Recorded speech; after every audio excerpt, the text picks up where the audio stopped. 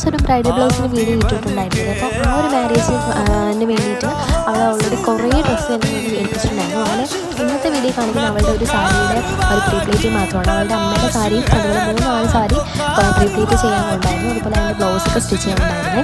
അപ്പോൾ ഇന്നത്തെ വീഡിയോ ഈ ഒരു സാരി പ്രീപ്ലേറ്റ് ചെയ്യുന്നതാണ്.